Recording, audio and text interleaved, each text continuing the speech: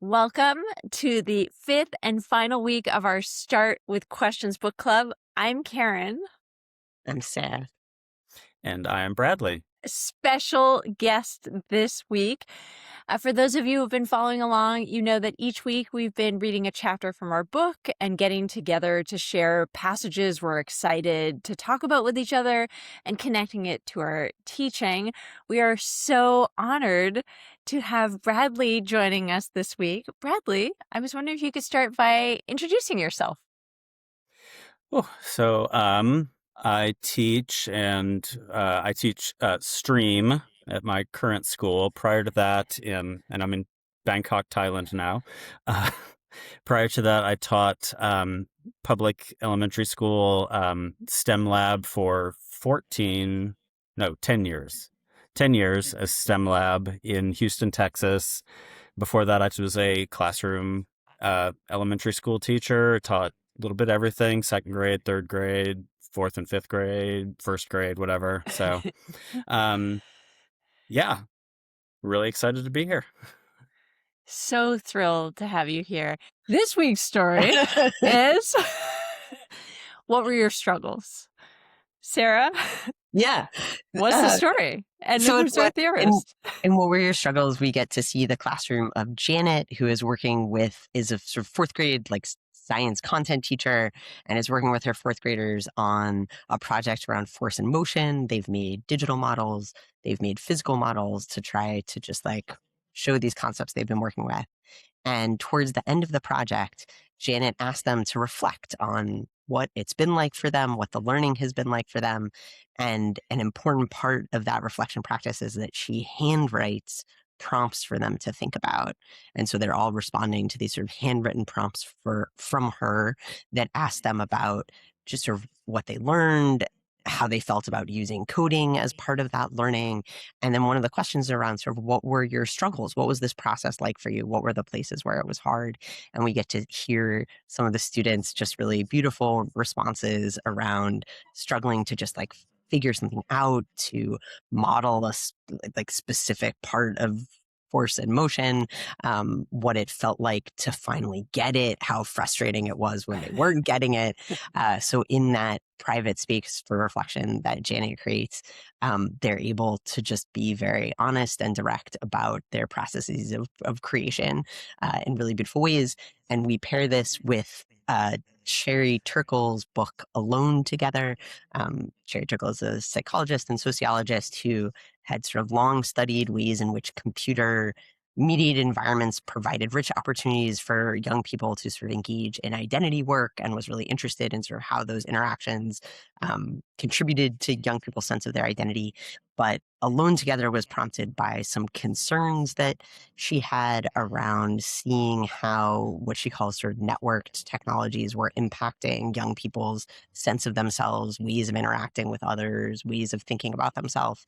And one of the key things that she talks about in the book is about sort of the importance of helping young people understand what it means for things to be private as different from public, and what it means to have things be meaningful, important to you in sort of a space of being alone, how that helps you understand yourself better and then bring that self into interactions with others in really meaningful ways.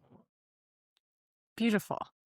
So, Bradley, when I initially wrote to you and said, would you be willing / interested to come hang out with Sarah and me to talk about a story, I asked you, is there a particular story you would be interested in talking about? And this was on your short list. So I was wondering if you could start us off in the conversation, sort of why was this on your short list? Was there a passage that particularly spoke to you? Yes, in fact, there was. I mean, all of it, because for me, that reflection piece has always been, it's always the piece that seems to slip. It's always the piece that seems to get the short end of the stick when we're coming up to the end of a project.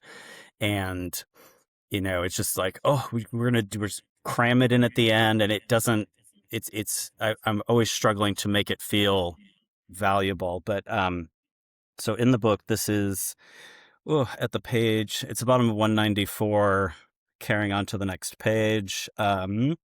Turkle argue that both public time and private time are needed. There are times and spaces to be alone with your thoughts, and there are times and spaces to engage with others. Part of what Janet is offering her students is clarity about that difference. She offers that clarity in what questions she asks them and in how she asks those questions. Handwritten format of the prompts invites students to turn inward and to slow down. Handwritten communication feels more personal than the typed word. When we look at handwriting, we know that it takes more time and effort, which lends weight and significance to what is written, both for the writer and the reader. So that part.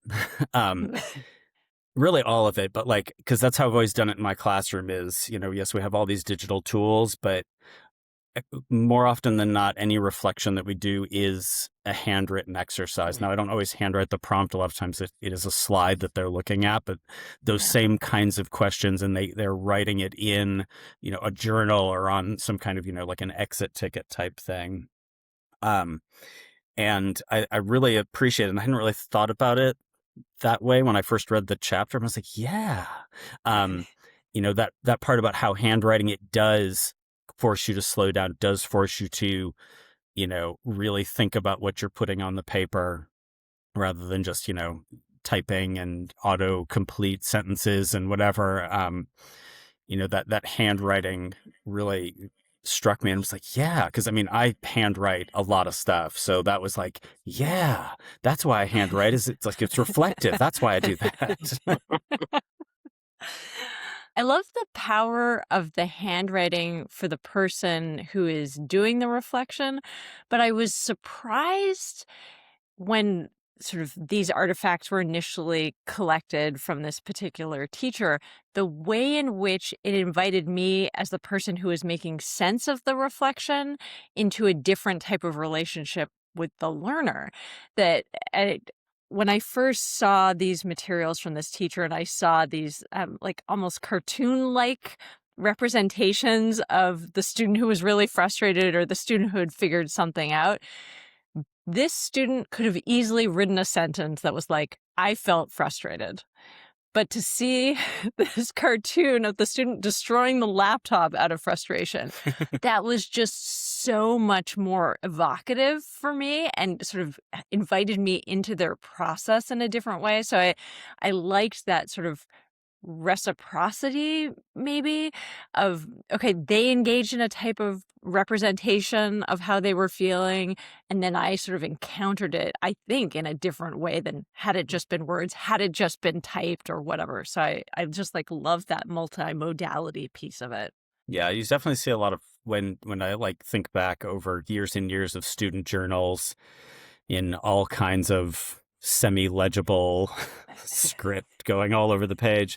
A lot of times with drawings, because I do always tell even like kindergarten up through 5th grade, words and pictures. And, a lot of times kids will choose more pictures than words, but you can still get so much and still see so much of their thought process and their feelings about the work from those doodles, those drawings, and it definitely feels more, I don't know, more personal than just they typed some sentences. No, I really appreciate it. I was conscious. I so appreciate that you had picked this one, Bradley.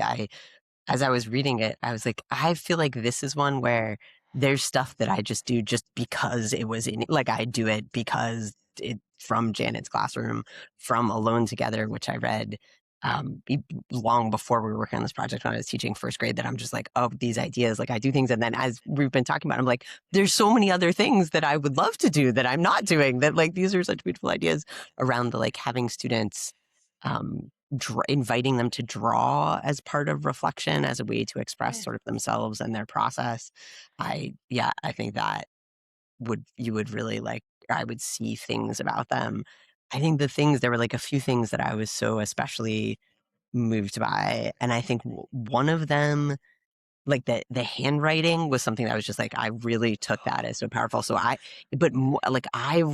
handwrite the students' notes. And I think I like do that because of this conversation about like the power of handwritten language, of just like, I try to write to them a couple of different times a year just to like, like, you're doing beautifully and you should be so proud of yourself. Like, that was something I really took away. The things about solitude, the quote that I was especially moved by is in the quote on 194 that's from Alone Together. Mhm. When Sherry Turkle says, "It has left me thinking about solitude, the kind that refreshes and restores. Loneliness is failed solitude. To experience solitude, you must be able to summon yourself by yourself. Otherwise, you will only know how to be lonely." And I remember when I like read that originally, there was a practice that I was doing in the classroom that was from Responsive Classroom, where there's like a little bit of what's called quiet time, often like after recess is just a time to kind of like de-escalate and like re-regulate.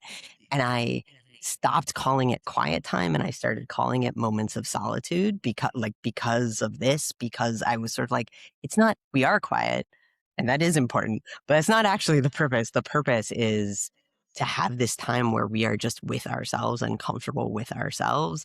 And that's a quote that I share directly with students at the beginning of the year when we're sort of talking about that time and like why it's meaningful. And I say like summoning yourself by yourself like all the time. They're just like, this is what we're trying to do. But I think the way in which I think one of the things that Sherry Turkle is calling attention to, like the Janet's part is so much about like the students reflecting on their own process, but then the way in which like having those private moments of reflection brings you back to others in a different way, like having those moments where you're just comfortable with yourself and you thought about what happened to you and how you were making sense of it. And then that like when we bring students back together to like share those thoughts and share those ideas, they're just like they're able to listen to each other better. That way in which sort of like being comfortable being alone, being comfortable being with ourselves makes us actually better able to take in others and like be comfortable sort of expressing ourselves in a way where we're not as worried about other people and what they think. And I think those elements are like that's so important in that those practices of just kind of like comfort with privateness, comfort with solitude, comfort with aloneness. Yeah, I totally underlined that quote.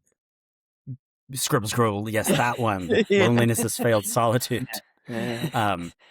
And that like is it? I think it's the very end of the chapter where it was like teaching children, like the students, to trust themselves. Where did I write? It's another one I like. Scribble, scribble, scribble. Um, oh, it's the end of that like thing that I read already. Through handwritten prompts signaling, she wants them to values them in their thoughts, and she wants them to feel the same value for them and their thoughts. That they think about, they know their thoughts, they've thought about their thinking and really like reflected on it. And I'd agree that definitely makes them more comfortable listening to someone else because they've thought about what they think and they've wrestled with it maybe a little bit, so that when somebody else starts talking, it's not an immediate reaction to what someone else is saying. Not like no, it's like this. They can actually listen sometimes better. I mean, I teach elementary too, so like these with fourth graders, I'm like, wow, this is some great work with fourth graders. Good job. Yeah. I also think that I was struck also just by like how beautiful it is the way that she asked them what were your struggles. Like there's something, it's the language of like your struggle. Like it's both the normalization of just like you're gonna have struggles as part of the creative process. Like if that's we're starting from, there were struggles, but they're like, I don't know, there's something calling them your struggles. Like it's like with affection somehow, like these things that we like live with us that are like part of us. And I think that that language is creating such an important space for the students to feel like that, yeah, of course that's going to happen. Of course that's part of the process.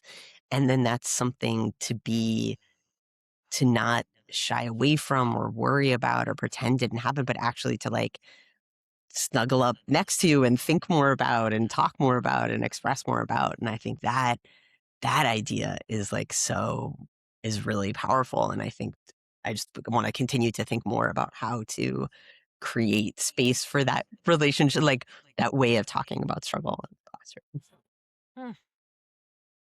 Yeah, I really like that phrasing of the question because I frequently ask a question reflection questions like, what was the biggest challenge, or what was the hardest part of this, or what did you find most challenging? But like, I really liked the phrasing of your struggle.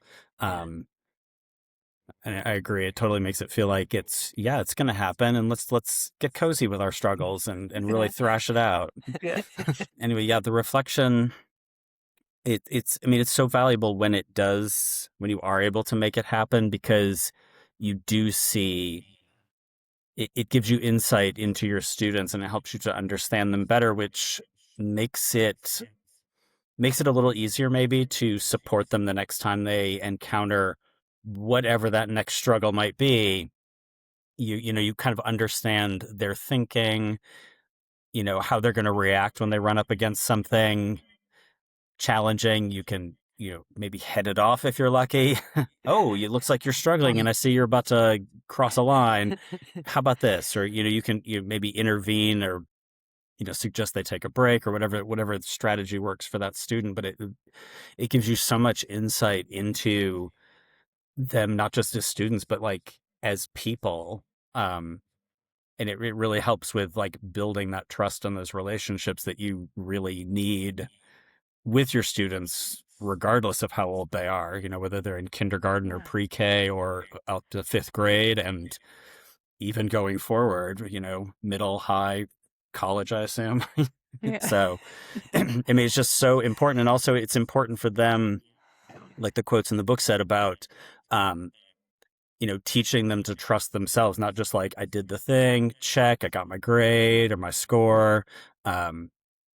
Getting, them to think of their work as something that is not just, I want you to do this because it's a task I gave you, and like, I'm checking a box here, but it's something, it's their work. It is important in and of itself, not just because it's a thing I want you to do. I mean, a thing I find myself saying to kids a lot when they're just like this, and I'd be like, are you happy with it? Is it what you want it to be? I mean, and I direct them back to whatever my prompt or project or whatever that thing is, here's what I asked you to do, or here's like the requirements that I wanted to see in your project. After that, the only person who has to be happy with it beyond that is you. Are you happy with it? Is what you want? Is it what you wanted to see? Did you accomplish everything you wanted to do? And sometimes they're like, yes. And then sometimes they're like, yes. Or can I keep working on it? And I'm like, yes, of course you can keep working on it. It's so like getting them to think about their work as something that is important, not just because I told them to do it, but because they've learned something new, a new skill, something new about themselves, or whatever it might be. That reflection piece is where that comes from. I mean, it may happen when you're having a conversation during the project, but like at the end, everything's done. We've presented, or we're presenting tomorrow or later today, but like how, checking in, how do you feel about this project? What were your successes? What were your struggles? I mean, it's so important, so many levels. And I mean, I think like Sarah mentioned, writing back to them, because like, I don't always put the prompts in handwriting, but like in their journals, it's so much easier now that I have fewer students because I'm in a smaller school, but like flopping open those journals and trying to find where they hid the response to that project's prompts, because of course doesn't always go in order. Oh, here it is. And then you writing them a note, or like underline, check, I really agree, that's great. Or, going in and handwriting something back to them, which is the thing I've done for years. But like, again, reading this particular story, I was like, oh yeah, that is it always felt right to me. But like, no, look, somebody academic who studies this said it was good. I was struck, Bradley, by I think something that you were saying when you were talking to students about their struggles was so important, where it was sort of like the connection between when students see the work as for them, they are incentivized to be open about the things that were hard, and then they're incentivized to continue to work on it beyond, like, sort of irrespective of whatever external sort of like deadline or marking period or whatever there might be. And I think the connection between those elements feels so important. And I was sort of, as you were talking, sort of conscious. I think I'm So just like much earlier in the process of trying to like normalize those things. And I was conscious of ways that I've been trying to talk to students, especially around their writing. I'm like not doing sorts of like beautiful, like creative projects. But like when we talk about their writing, when I come to conference with them, just trying to be like, I'm here. Like, what are you trying to figure out? Like, what have you been struggling with? What have you been struggling to figure out? Like, that's what I'm here to do. And I think what you're saying is sort of like, we learn so much about them, and it helps us support them so much more when they are open about what they are really thinking about it.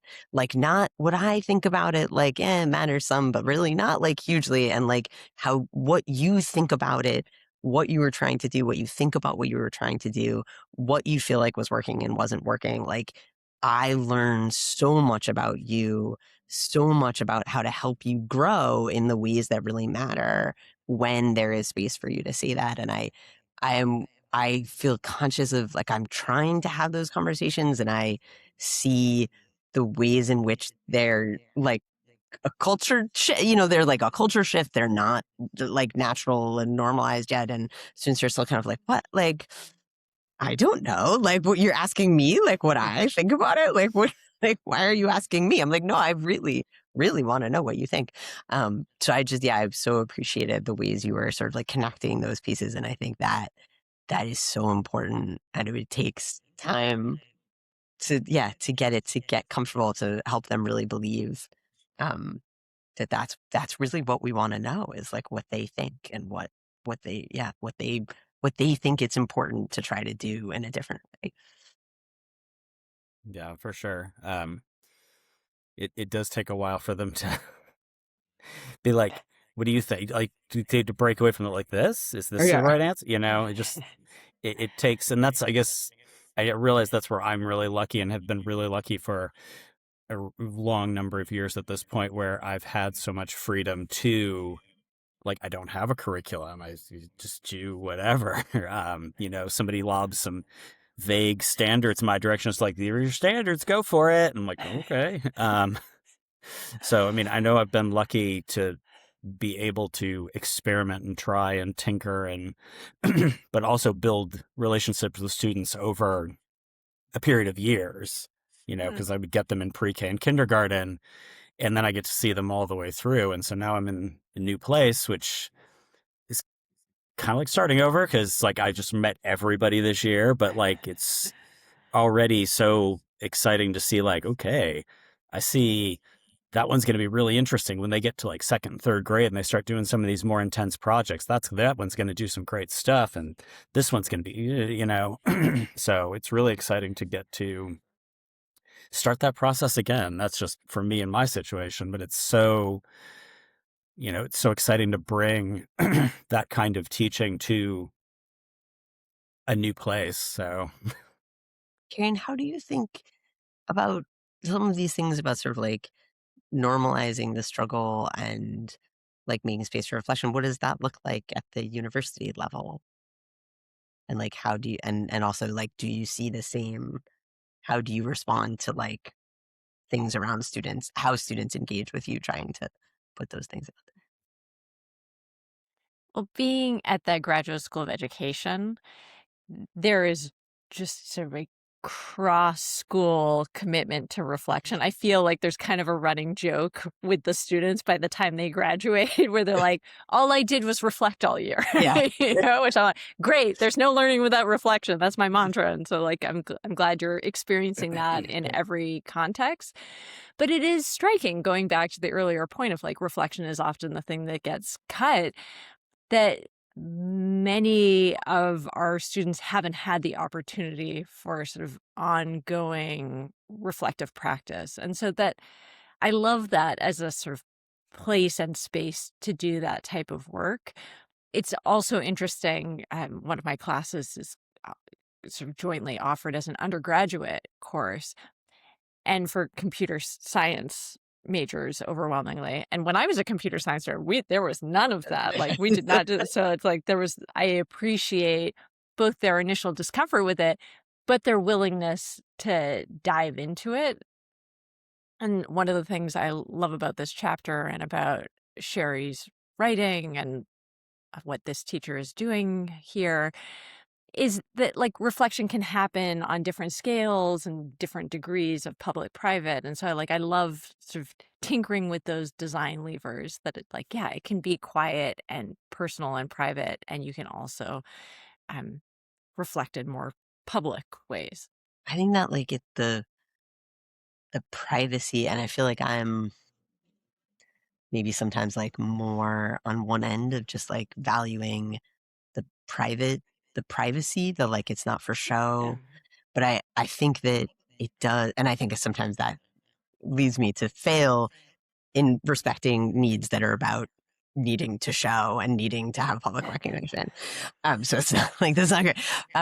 But I think to coming back to this sort of like it's for them, and I think like rather that's something you like have sort of continued on, like it's the work is for them, the reflection is not. And I think in cultures where even when reflection is more normalized, it can then like be, if you're doing it in ways and then it feels like you're just doing it sort of like pro forma, and it's like this is part of like I'm performing like reflective practices because that's what it's valued, that it again sort of gets away from the like it's for you because the work is for you, because the learning is for you.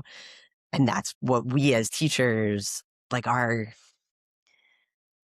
yeah, like how to have our the power that we have, the power that we have to sort of like affirm, to recognize, to call attention to, have that be in the service of like, but it's for you, like whatever I think it's for you.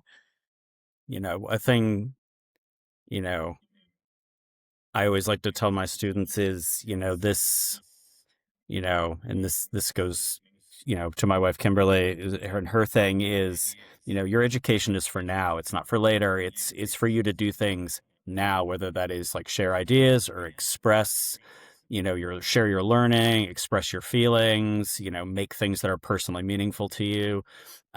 It's for now. It's not for later. This is a thing you use to do stuff now. And, whether that is, sharing ideas or just understanding better your feelings and your thoughts about things, it's education is for now. It's not a savings account you're storing up for later. You're using this now. And I think that happens a lot. Like, Sarah, you mentioned with the reflective piece can feel like just another box. You're reflecting because I told you to. And, for years, not years, I experimented with doing like Google form reflections, and it felt more like, even stressing. It's not a test. There's not a right answer. It felt more, like you say, performative, or like you were just like checking a box. Okay, what was hard? Nothing was hard. Or what was hard? The coding was hard. And I think the handwritten element, those are when I've gotten the best reflections out of students over the years, is when they had to like write a thing down and write a real sentence, something you could, come back, look over their shoulder and like, okay, the why. And that's the thing, Janet mentioned in the story is adding that question, why was that part hard? Or why were you proud of that part? Why is that part important to you? You just get so much more out of it when they've had to slow down and, really think about what they're putting on that page. I love that so much. There is definitely like a medium is the message thing happening there, right? Where it's like, I really care about what you're thinking about and what you've experienced, and I want to make it as easy as possible for you on some level to share that information with me. So let's put it in a Google form, but how that's sort of undermining the purpose of the exercise simultaneously. I really appreciate that. Yeah. And when I did that, it always felt like it was more something I could show admins. Like, look, we've done this reflective thing, and here's my spreadsheet of Google form answers that show all the children reflecting. Look how we're reflecting. Check it out. Can I have a 4 on the rubric? We're reflecting. But, when it's just their scribbly handwriting, it's, and I always, this is your journal.